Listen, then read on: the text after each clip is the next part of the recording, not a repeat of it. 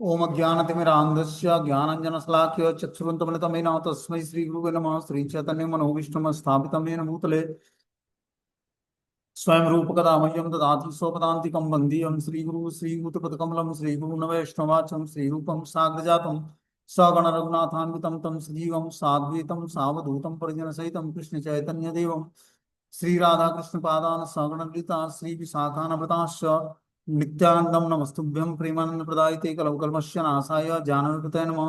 नमो महावदन्याय कृष्णप्रियं प्रदायिते कृष्णाय कृष्णचैतन्य नामिने गुरुभ्यो नमः। पंचतत्वात्मकं कृष्णं भक्तरूपा स्वरूपं भक्तावतारं भक्ताख्यं नमामि मुक्तिशक्तिकम् नीलांचल निवासाय नित्याय परमात्मने बलभद्र सुभद्राभ्यां जगन्नाथाय नमः। नमस्ते हलग्राम नमस्ते मुसलायुधा नमस्ते रेवतीकांत नमस्ते भक्तवत्सला नमस्ते बलिराम श्रेष्ठ नमस्ते धरणीधर प्रलंबारे नमस्ते तु पाइमं कृष्णपुरुष कृष्णाय वासुदेवाय देवकी नंदनाय च नंदगोप कुमाराय गोविंदाय नमो नमः। पतितानां पतितो अहं त्वमेव पापहारकं पावनं पुरुषं देहि निश्चला भक्ति मे विभो। हे कृष्ण करुणा सिंधु दीनबंधु जगतपते गोपेश गोपिका कांत राधा कांत नमस्तुते। तप्त कांचन गौरांगे श्री राधे वृंदावनेश्वरी वृषभानुसुते देवी प्रणमामि हरिप्रिये। वाञ्छाकल्पतरुभ्यश्च कृपा सिन्धुभ्येव च पतितानां पावनेभ्यो वैष्णवेभ्यो नमो नमः। जय श्री कृष्ण चैतन्य प्रभु नित्यानंद श्री अद्वैत गदाधर श्रीवासादि श्री गौर भक्तवृंद। हरे कृष्णा कृष्ण कृष्णा हरे हरे हरे राम राम राम हरे हरे। तो वृंदावन क्या बोलते हैं जगन्नाथपुरी के प्रांगण में जो है आनंद बाजार है जहाँ भगवान श्री जगन्नाथ जी का प्रसाद मिलता है। इसकी महिमा हम लोग आज सुनेंगे। बोलते हैं कि आनंद बाजार यह भक्तों का एक दार्शनिक दर्शनार्थियों का अत्यंत प्रिय स्थल है। जो जगन्नाथपुरी का दर्शन करते हैं जाते हैं उनका सबसे दार्शनिक दार्शनिक पवित्र प्रिय स्थल कौन सा है? आनंद बाजार है। ऐसा प्रचलित है कि जगन्नाथ के महाप्रसाद प्राप्ति का एक विशेष स्थल है ये। इसमें प्रवेश के तीन मार्ग हैं, उत्तर द्वार से, सिंह द्वार से एवं भीतरी बेड़े के मंदिर से, कार्यालय के पास से। जगन्नाथ भगवान का सभी प्रकार का महाप्रसाद भक्तों को प्राप्त होता है। कई दुकानों में यह विक्रय हेतु उपलब्ध है। यहाँ अनेक व्यक्ति एक ही पात्र में प्रसाद ग्रहण करते हुए नजर आते हैं, क्योंकि भगवान जगन्नाथ का प्रसाद कभी जूठा नहीं होता। तो जो भगवान जगन्नाथ जी का धाम है जगन्नाथपुरी, वहाँ का प्रसाद हम एक ही पात्र से लेकर सब लोग एक ही पात्र में बैठकर खा सकते हैं। उसमें जूठा नहीं माना जाता। प्रसाद सेवन करते समय निम्नलिखित मंत्र का उच्चारण करना चाहिए। क्या? नीलांचल निवासाय नित्याय परमात्मने बलभद्र सुभद्राभ्याम जगन्नाथाय ते नमः। यद अन्नम पाच्येतम लक्ष्मी भुक्ते अप श्री पुरुषोत्तम। य यद अन्नम मोक्षदम दिव्यम भक्षणातम पापनाशन।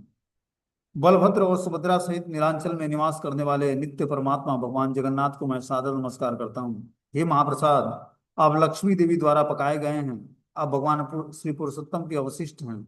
आप मुक्तिदाता हैं। आपका सेवन करने से मेरे सारे पाप नष्ट हो जाए। तो महाप्रसाद कोई खा लेता है भगवान जगन्नाथ का पुरी में, तो उसको सेवन करने मात्र से समस्त पाप उसके नष्ट हो जाते हैं। आगे जो है स्नान मंडप है। बोले यह मंदिर के उत्तर पूर्व कोने में आनंद बाजार के पीछे ऊंचा मंडप है, जिस पर चढ़ने के लिए उत्तर तथा दक्षिण दिशाओं में सीढ़ियां हैं। इसका आकार 75 फीट इंटू 75 फीट एवं ऊंचाई 8 फीट है। यहीं पर भगवान जगन्नाथ को स्नान यात्रा के दिन हजारों चंदन मिश्रित जल से स्नान कराया जाता है। भगवान जब यहाँ विराजमान होते हैं तब सभी दर्शनार्थी उन्हें राजमार्ग से सरलता से देख पाते हैं।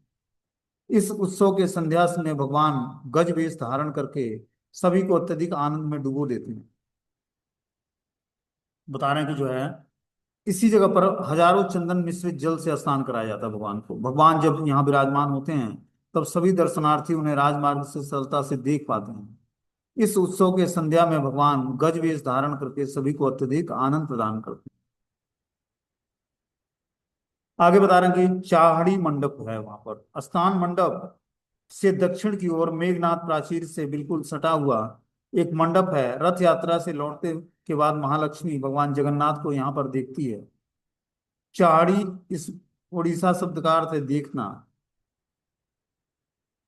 चाहड़ी मंडप का मतलब हो गया देखने वाला मंडप, जिसमें भगवान जगन्नाथ जब वापस आते हैं स्नान मंडप के दक्षिण में मेघनाथ प्राचीर से बिल्कुल सटे हुए यह मंडप है। रथ यात्रा के से लौटने के बाद महालक्ष्मी भगवान जगन्नाथ को यहाँ से देखती है,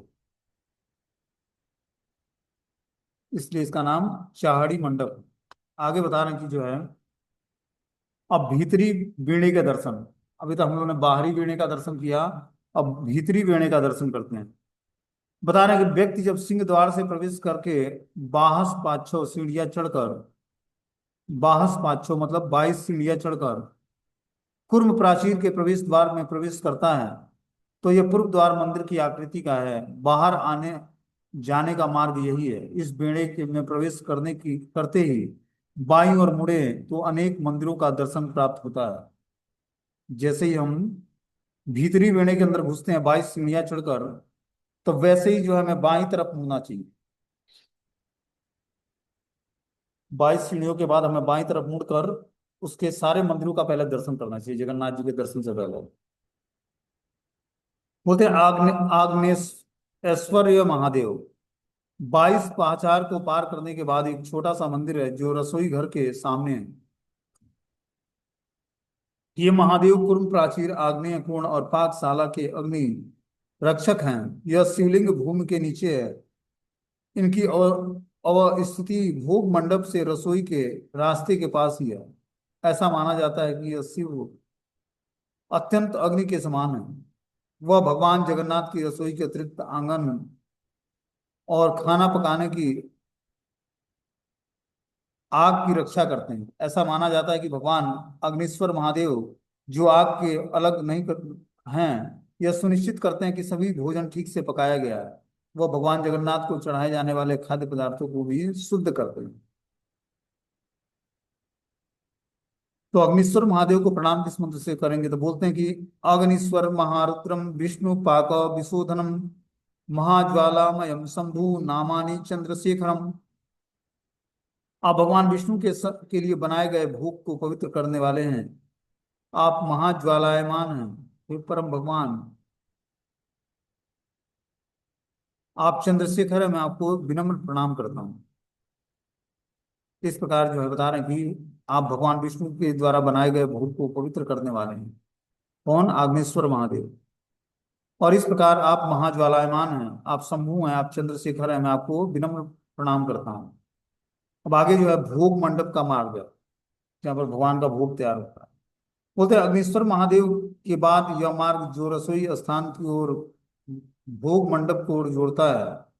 भक्तगण यहाँ खड़ा होकर सेवकों को भोग से ले जाते समय देख सकते हैं। इस रास्ते को पार करके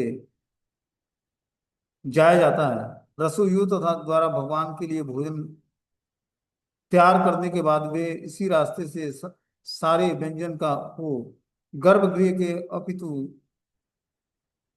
बताने की जो है, रसोइयों द्वारा भगवान के लिए भोजन तैयार करने के बाद वे इसी रास्ते से सारे व्यंजनों को गर्भगृह में अर्पित करने हेतु लाते हैं। इसे भोग गुहापत कहते हैं। रसोई से भोग मंडप तक का मार्ग 240 फीट है से अधिक लंबा है। यह अपने गंतव्य तक पहुंचने के लिए 3 स्थानों पर मुड़ता है। भोग मंडप की दीवारों के बाहर अनंत नाग पर लपेटे हुए विष्णु का की एक मूर्ति है। भोग गुहार पथ का निर्माण 17वीं शताब्दी के दौरान हुआ था, जब राजा हरे कृष्ण महामंत्र के शासन कर रहे थे।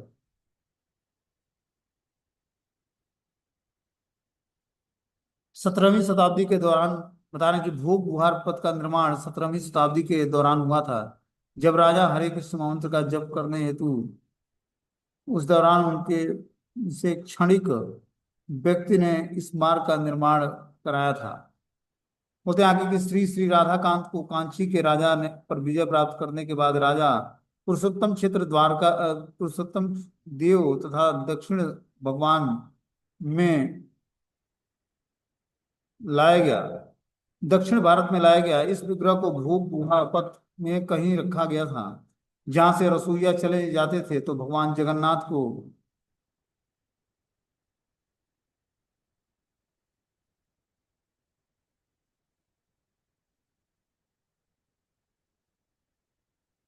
चढ़ाने के लिए भोग को मंदिर तक ले जाते थे।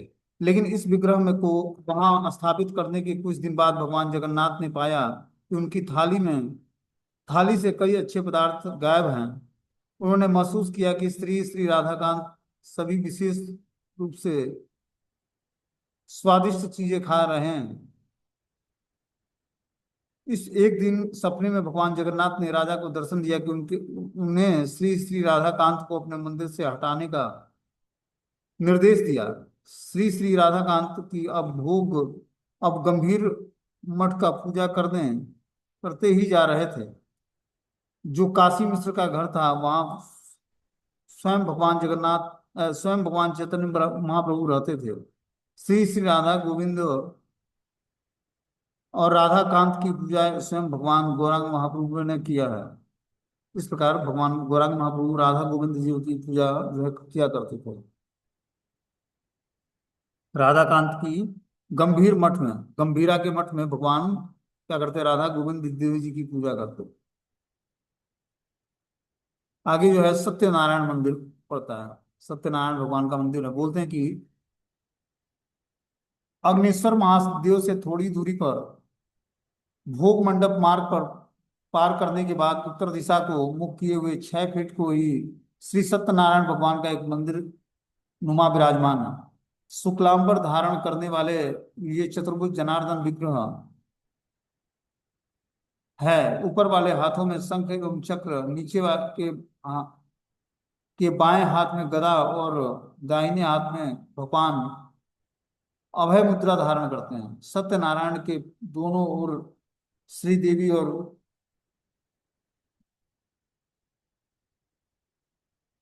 भूदेवी हैं। कोई कोई उन्हें सत्यवीर कहते हैं। ऐसा कहा जाता है कि उनकी स्थापना सर्वोत्तम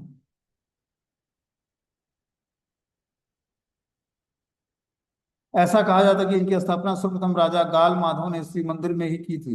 जब उन्हें यह मंदिर प्राप्त हुआ था तो कुछ लोगों के अनुसार यह मंदिर का निर्माण राजा दिव्य सिंह के छोटे भाई की पत्नी सत्यभामा पाट महारोही ने कराया था।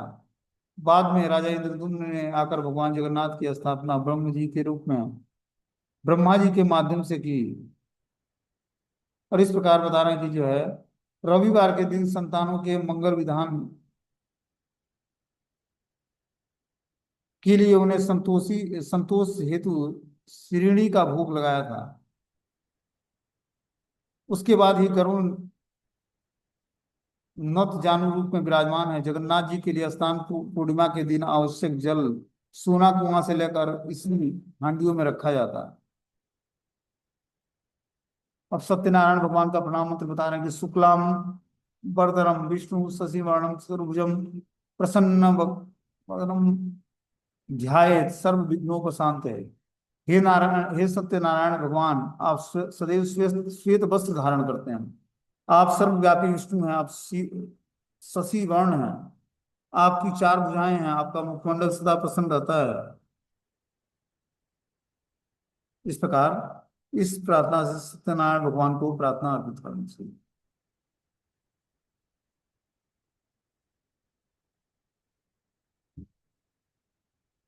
आगे जो है क्लास कल होगा।